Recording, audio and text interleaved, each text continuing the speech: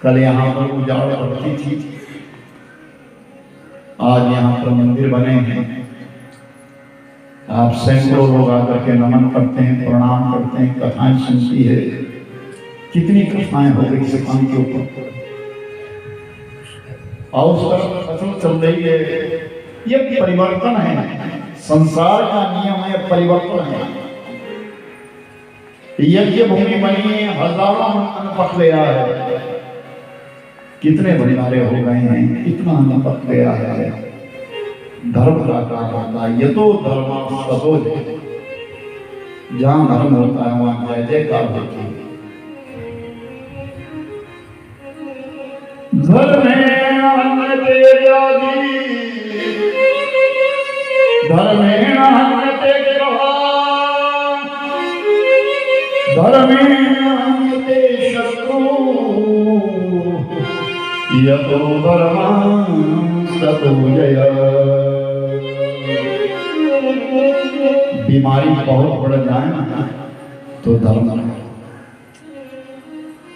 ग्रह प्रबल हो जाए तो धर्म करो। धर्मेण हन्यते शत्रु, शत्रु अगर प्रबल हो जाए तो धर्म करो। ये तो धर्मास्पद हो जाए। जहां धर्म होता है वहां जय जयकार। हर व्यक्ति को कुछ न कुछ धर्म करना चाहिए, कोई पुण्य का कर्म करना चाहिए, कोई पुण्य का काम करना चाहिए। किसी बालक को पढ़ा दीजिए ना, जिन गरीब के बच्चों की कोई शादी नहीं हो रही करवा दीजिए ना, जिसके पास खाने के लिए कुछ नहीं है कुछ खिला दीजिए। वैसे विशेषकर मैंने कहा, कोरोना काल हमने देखा, सबने देखा, अपनी जिंदगी में कोरोना देखा, तो पूरे देश में ना जाने कहां कहां भूखमरी पड़ी। लेकिन अहोभाग्य हमारे हिमाचल से एक भी घर ऐसा नहीं था जिस घर में चूल्हा ना था। सबके घर में अन्न। ये कृपा नहीं तो और क्या।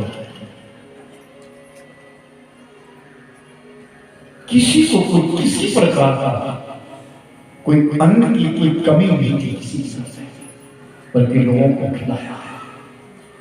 और आज भंडारे हो रहे हैं, सब होते हैं, यहाँ भी है और जगह भी है। रजे हुए लोग खा रहे हैं,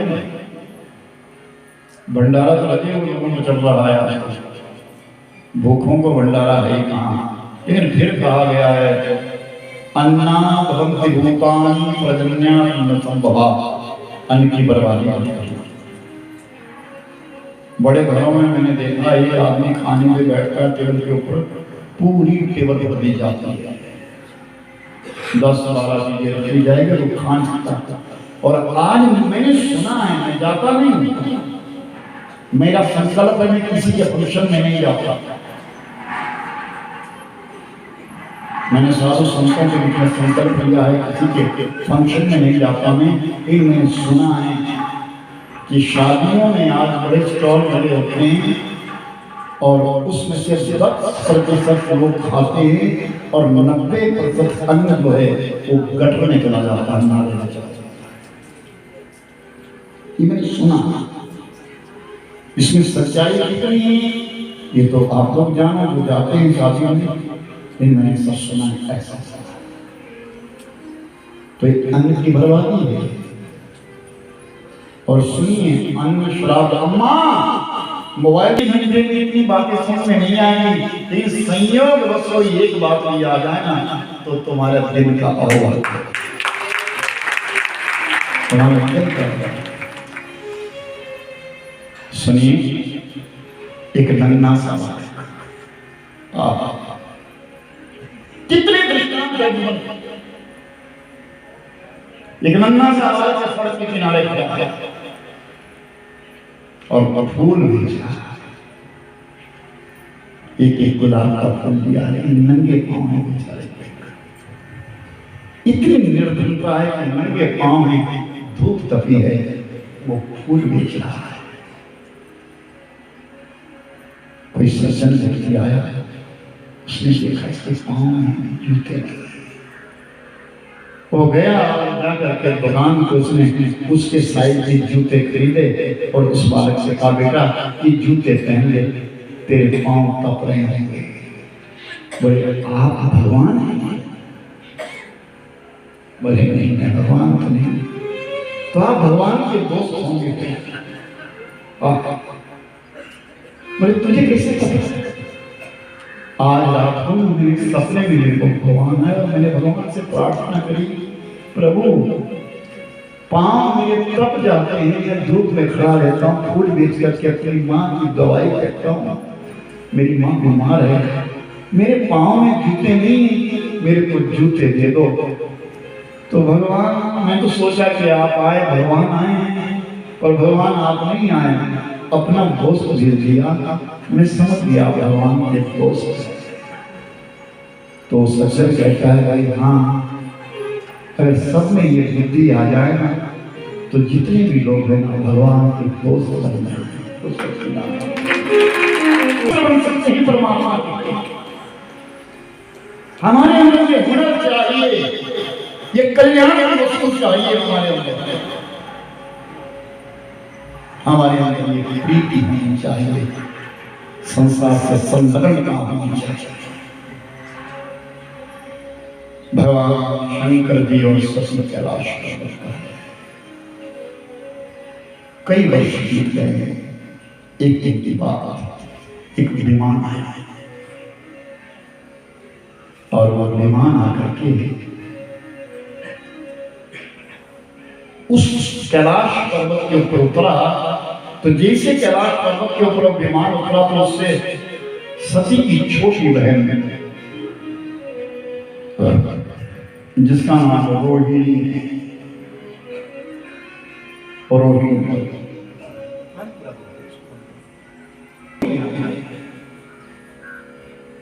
विमान भगा और सती से पूछती है, बहन तैयार नहीं?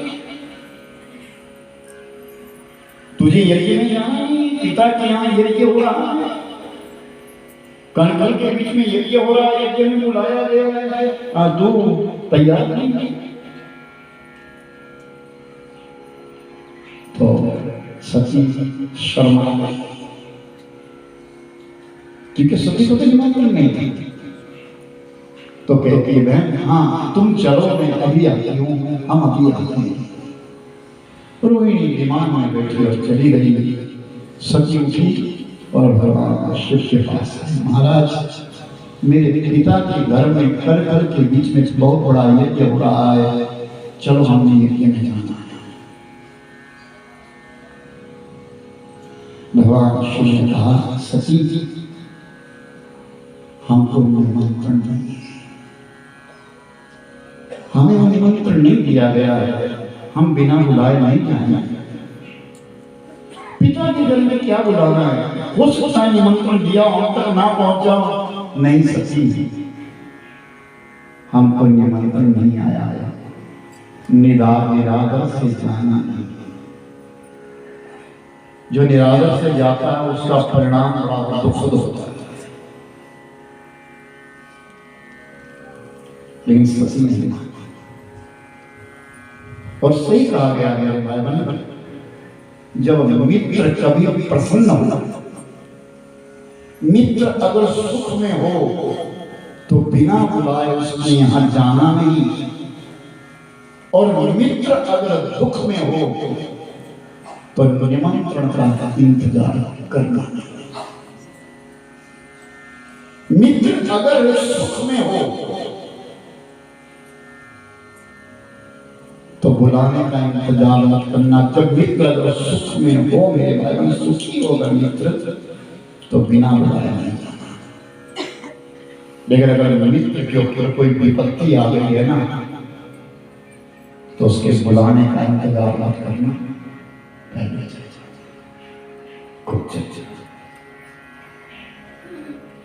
आज भगवान शिव कहते सती नहीं, उस यज्ञ में हमको निमंत्रण नहीं, हम नहीं जाएंगे।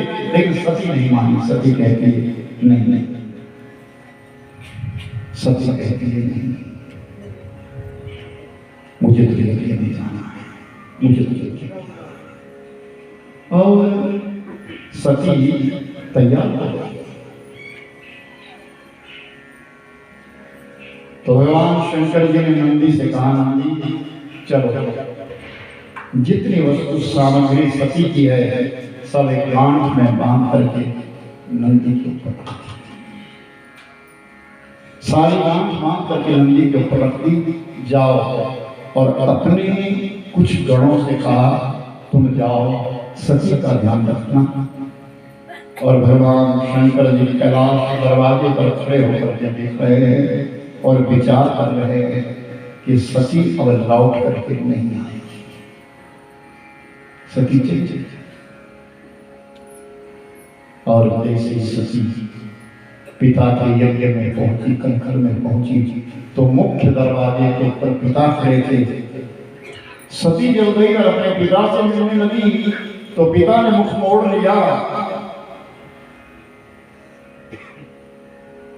सती अंदर चली गई, अंदर मां खड़ी थी। मां कुछ कहना चाहती है लेकिन दक्ष को देख करके चुप हो गई। सती की और बहनें, जितनी बहनें हैं वो सब मिलना चाहती है, लेकिन पिता को देख करके सब शांत है। सती अकेली हो गई। चारों तरफ घूमने करके देखती है, सबका भाग रखा गया है लेकिन शंकर जी का कोई भाग नहीं रखा है। उस यज्ञ में शिव जी का कोई भाग नहीं है। चारों तरफ घूम करके देखा। अंत में सती ने विष्णु से कहा, विष्णु यज्ञ छोड़ करके चले जाओ, ये यज्ञ विध्वंस हो जाएगा। ब्रह्मा से कहा, देवताओं से कहा, चले जाओ, जिस यज्ञ के बीच में भगवान शिव का नाम नहीं है वो यज्ञ भ्रष्ट हो जाएगा, समाप्त हो जाएगा।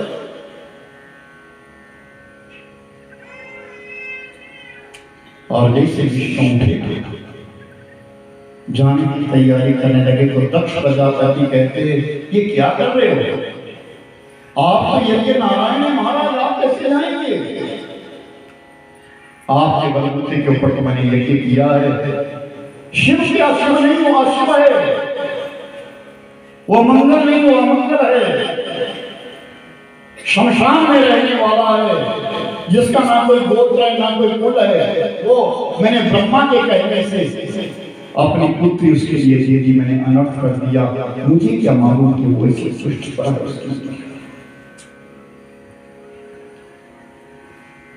शिव मंगल नहीं अमंगल है। इतनी कथा जब नीवी शारण्य के तीर्थ के ऊपर सौनक इत्यादि 88,000 ऋषियों ने सुनी तो एकदम कष्ट किया महाराज।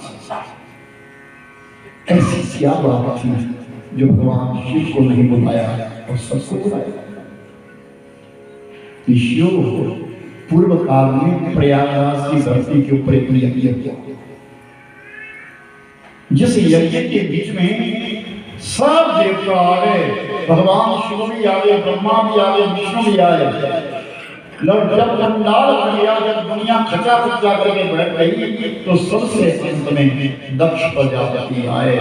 गले में मालाएं डाली गई, स्वागत किया गया, सब स्वागत करने के लिए खड़े हो गए, लेकिन भगवान शिव खड़े नहीं हुए। तो दक्ष प्रजापति ने अपना निरादर समझा, ये मेरा निरादर किया है, इसलिए इसका फल मैं अवश्य खाऊंगा। और उस यज्ञ के बीच में बहुत सारी बातें कही भगवान शंकर जी के लिए, लेकिन परमात्मा शिव उस यज्ञ को छोड़ करके चले गए।